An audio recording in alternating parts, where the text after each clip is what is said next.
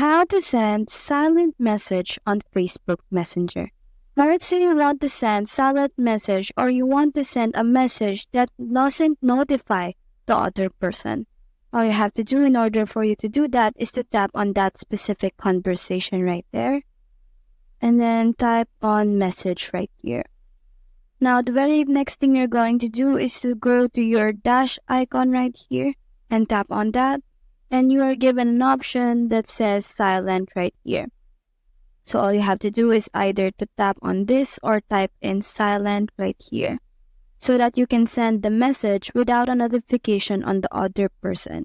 So after that, you can pretty much just type whatever you want to tell the other person.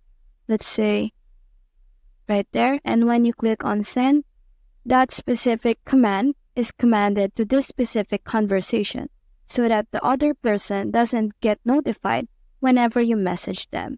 So that's how to send silent message on Facebook Messenger. Hope we help.